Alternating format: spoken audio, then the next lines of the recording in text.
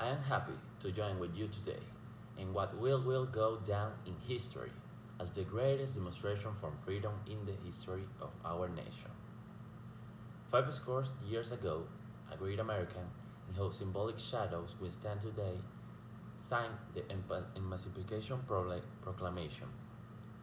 This momentous decree came as the greatest beacon light of hope of millions of Negroes, slaves, who had been seared in the flames of withering injustice. It came as a joyous daybreak to end the long night of their capability. But 100 years later, the Negro is still not free. 100 years later, the life of the Negro is still sadly gripped by the manacles of segregation and the chains of discriminations.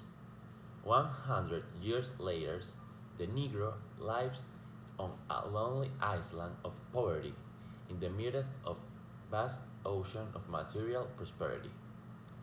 100 years later, the Negro is still languishes in the corners of American society and finds himself an exile in his homeland.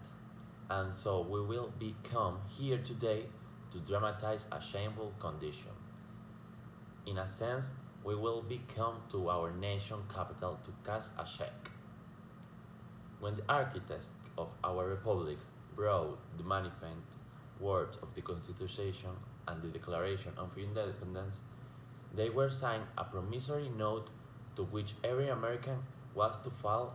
Here this note was a promise that all means, yes, black men as well as white men, will be guaranteed the unable rights of life, liberty, and the pursuit of happiness. It is obvious that today America has a default on this promissory note insofar as her societies of colors are concerned. Instead of honoring this sacred obligation, America has given the Negro people a check which came back marked insufficient funds. But we refuse to believe that the Bank of Justice is bankrupt. We refuse to believe that there are insufficient funds in the great bowels of the opportunity of this nation. And so, we will become the cash this check, a check that will give us upon demand the riches of freedom and the security of justice. We have also come to this hallowed spot to remind America of the purse urgency of now.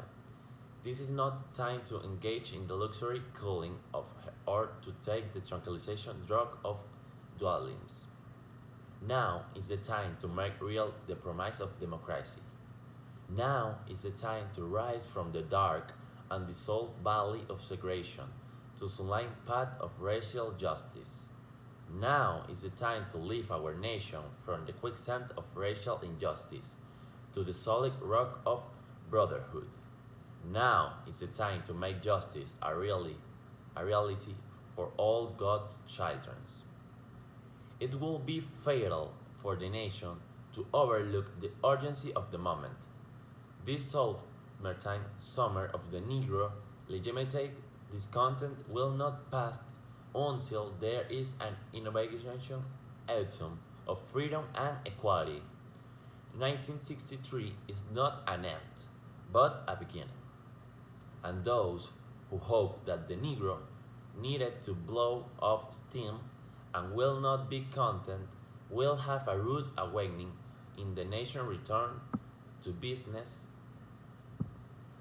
as usual.